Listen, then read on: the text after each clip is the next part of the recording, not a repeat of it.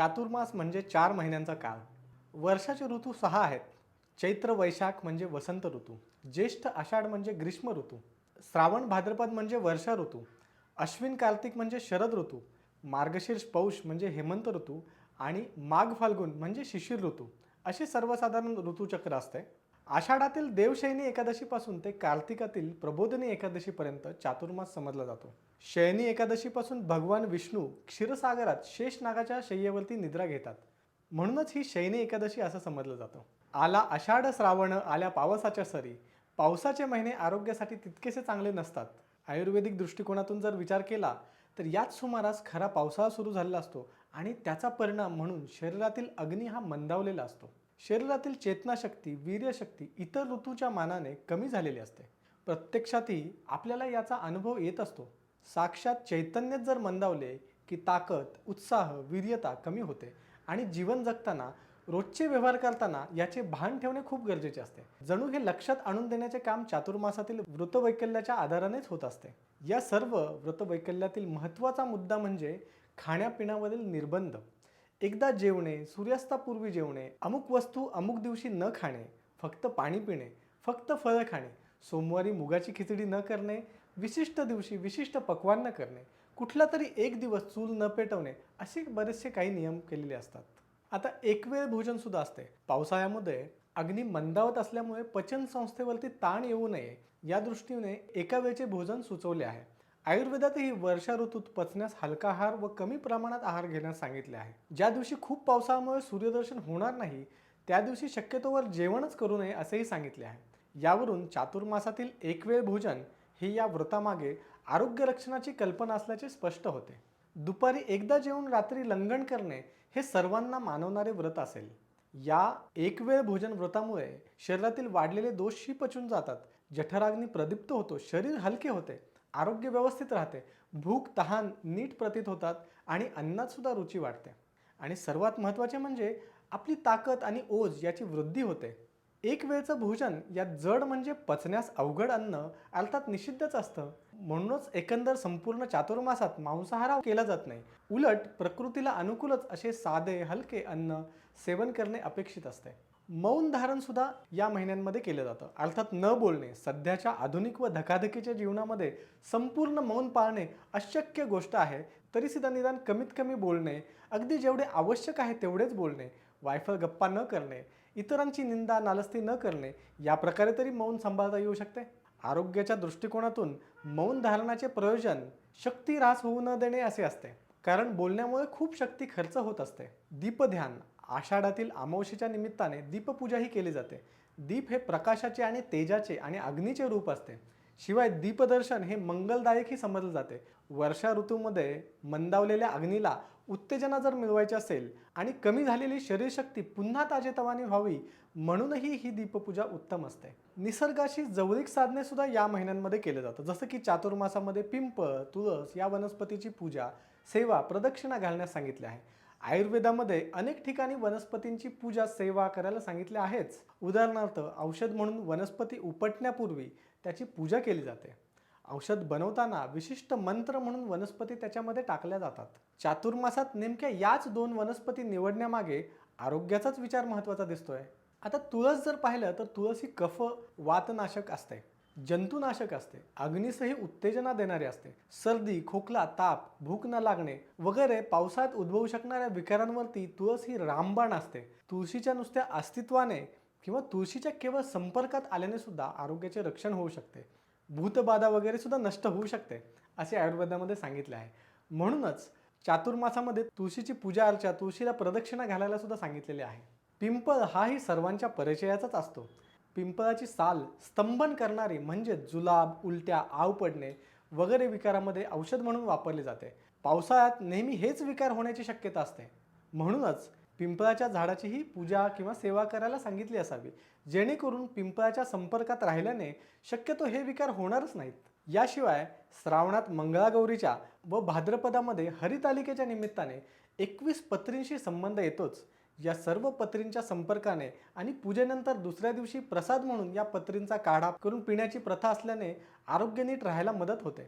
गणपतीमध्ये सुद्धा आपण या 21 पत्रींचा व्हिडिओ केलेलाच आहे. अश्विनातील ललिता पंचमीच्या दिवशी ललिता देवीची दुर्वा वाहून पूजा केली जाते. अश्विन कार्तिक हे 2 महिने शरद ऋतूंचे असतात. दुर्वा खुडणे, दुर्वांच्या संपर्कात राहणे पित्तशामक असते. शरदात वाढलेले पित्त कमी व्हावे म्हणून शीतल गुणांच्या दुर्वा वाहून ललिता देवीची पूजा केली जाते. स्त्रियांच्या संतुलनासाठी खास श्रावणातील पंचमी म्हणजे नागपंचमी या दिवशी स्त्रियांच्या हातावरती मेहंदी काढतात. या महिन्यातच शरीरात पित्त साठवण्याची सुरुवात झालेली असते. हातापायांच्या तळव्यावरती मेहंदी लावणे हे पित्तशामक असते. श्रावण भाद्रपद अशा प्रकारे जर पित्त साठूच दिले नाही तर नंतर येणाऱ्या शरद ऋतूत पित्ताचा त्रासच होत नाही. हरितालिकेच्या दिवशी स्त्रिया फक्त फलाहार करतात. फळे रसधातू पोषक असतात. तसेच प्रकृतीनुरूप सुद्धा योग्य प्रमाणात घेतल्यास विषद्रव्य काढून टाकण्याचे काम करतात. या दृष्टीने एक वेळ केवळ फलाहार हा उत्तम असतो. अश्विनाच्या शेवटी व कार्तिकेच्या सुरुवातीला दिवाळीचा सण येतो. दीपपूजन, फटाके, फराळाचे पदार्थ, उत्सव याच्या सहाय्याने पावसाळ्यात आलेली मरगळ पूर्णपणे दूर होऊ शकते. या दिवसामध्ये अग्नी प्रदीप्त झाल्याने लाडू, अनारसे, चकली वगैरे पदार्थांचा आस्वाद घेता येतो. दिवाळीनंतर कार्तिकेतील द्वादशीला चातुर्मासातील व्रताची सांगता करता येते. अशा प्रकारे चातुर्मासाचा पापपुण्याची संस्कृतीशी, देवधर्माशी संबंध जोडलेला आहे असे जरी वरवर वाटत असले तरी त्यामागे मनुष्य मात्राच्या आरोग्याची, निसर्ग संवर्धनाची काळजी घेणे हा मुख्य हेतू आहे हे समजणं सोपे आहे. भारतीय संस्कृतीवर बाहेरून कितीही आघात जरी झाले असली तरीही आजही चातुर्मासातील व्रतवैकल्ये आदराने, प्रेमाने व श्रद्धेने सर्व लोक करत असतात. या व्रतवैकल्यांमुळे शरीर मनावर होणारे फायदे ताबडतोब दिसून येतात. तसे पाहिलं तर केवळ चातुर्मासातीलच व्रतवैकल्ये वैज्ञानिक पायावर आधारित आहेत. शरीर, मन व आत्म्याचे आरोग्य मिळावे व उत्कर्ष व्हावा या हेतूने तयार केलेली ती आहेत. नुसते असेच नव्हे तर वर्षात येणारे इतर सण व व्रतवैकल्य सुद्धा कुठल्या ना कुठल्या फायद्यासाठी व विशिष्ट कारणानेच आयोजित केलेली दिसतात.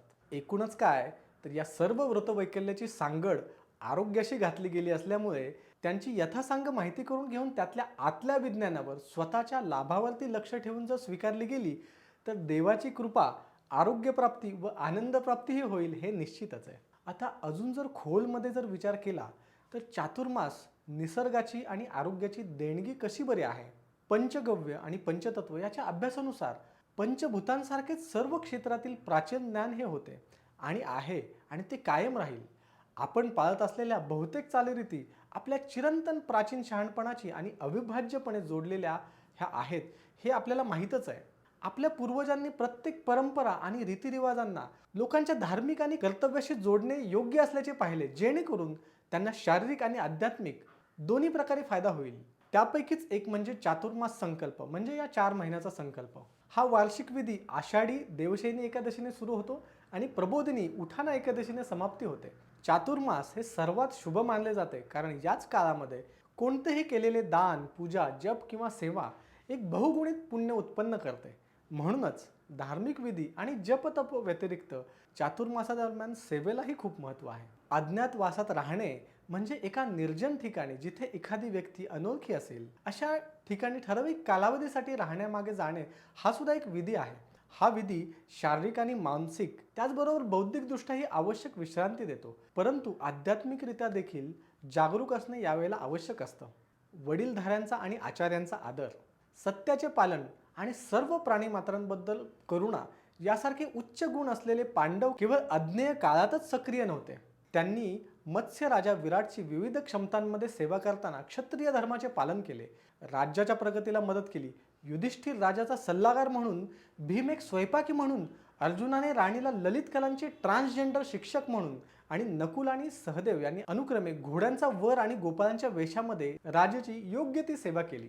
जेव्हा दुर्योधन पांडवाचा शोध लावण्यास अयशस्वी ठरला तेव्हा अज्ञातवास संपायला अवघे काही दिवस बाकी असताना भीष्मांनी त्याला अलीकडच्या काळामध्ये भरभराट झालेली जवळची राज्य शोधण्याचा सल्ला दिला. कारण पांडव जिथे जातील तिथे सुख आणि समृद्धी आणतील हे त्यांना माहीत होते. अज्ञातवास आणि चातुर्मास यातील काहीतरी समानता आहे. दोन्ही बाबतीत गुप्तपणे निर्जन ठिकाणी राहणे, आतून आणि परमात्म्याच्या दिशेने वळणे आणि प्राणी आणि कीटक जगाच्या रहिवाशांसह आसपासच्या लोकांची सेवा करणे ही महत्त्वाचे ठरते. चातुर्मास्यादरम्यान एखाद्या व्यक्तीची आध्यात्मिक आणि दैवी शक्ती परत मिळवण्यासाठी शारीरिक किंवा मानसिकदृष्ट्या एक पाऊल मागे जाणे किंवा जगातून माघार घेणे हे सुद्धा आवश्यक ठरते. चातुर्मास हा पावसाळ्यात पडत असल्यामुळे जमिनीवरती लाखो कीटक आणि सजीव असतात. त्यामुळेच आपल्या ऋषीमुनींनी अहिंसेचा मार्ग स्वीकारला. जीवांची हानी होऊ नये म्हणून आपली पदयात्रा थांबवली.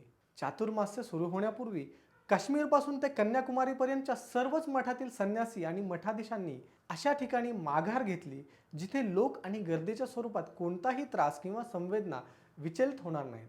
अशा रीतीने ते योग्य त्या ठिकाणी दूर डोंगर, नदीकाठ, गुहांकडे गेले, जिथे त्यांनी उपवास आणि मौन व्रत पाळले. कारण ते चिंतन आणि ध्यानाकडे वळले.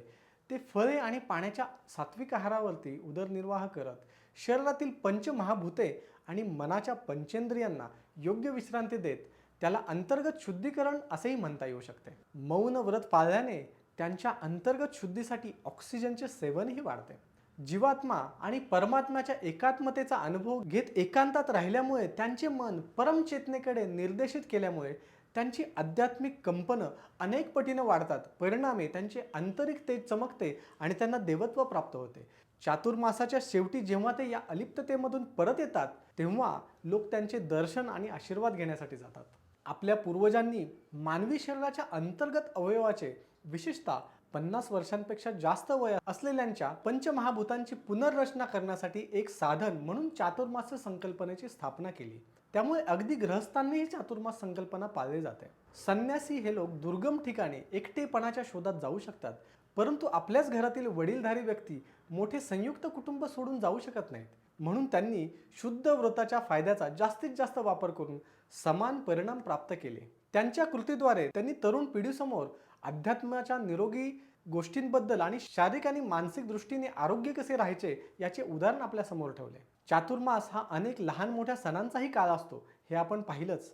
आणि हे सर्व सण नियंत्रित आहार, विहार, तप, ध्यान यावरती आधारित आहेत. या सर्व तपस्यांचे फायदे आहेतच. जसं की द्रव आहारामुळे मूत्रमार्ग किंवा मूत्रपिंड किंवा युरिनरी ट्रॅक साफ होतो. पचन संस्था, पोट किंवा यकृत, पित्ताशय किंवा स्वादुपिंड, अन्न पचनाच्या परीक्षेपासून अत्यंत आवश्यक ती विश्रांती मिळते. द्रव पदार्थामुळेच आवश्यकतेनुसार फळांचे सेवन केल्यामुळे आतड्यांमधून विषारी कचरा काढून टाकण्यास मदत होते. रस मुख्यतः व्हिटॅमिन सी समृद्ध निंबू पाणी 3 कार्य पूर्ण करते. एक तर तहान शमवते, रक्त शुद्ध करते आणि रक्ताभिसरणातील प्रणालीला पुनरुज्जीवित करते. मौन व्रत ऑक्सिजनचे सेवन वाढवते, जे श्वसनाचे अवयव स्वच्छ करण्यास आणि मेंदूला ताजेतवाने करण्यास मदत करते.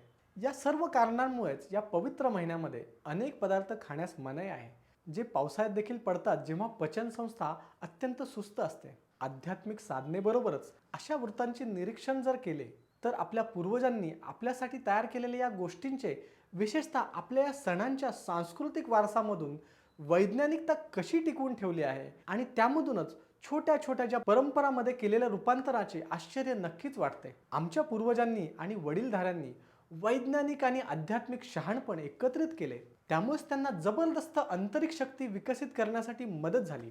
प्रचंड त्रास आणि संकटांमधून सुद्धा ते आणि त्यांचे कुटुंबीय चांगले उभे राहिले. त्यांनी तरुण पिढीला उदाहरण देऊन मार्गदर्शन केले, आपल्या पुढे आदर्श प्रस्थापित केला आहे आणि त्याची जाणीव आपल्याला नक्कीच पाहिजे. चला तर आपण वसा घेऊया की आपण आपल्या परंपरा अशाच पुढे नेऊया आपल्या असंख्य पुढच्या पिढ्यांसाठी.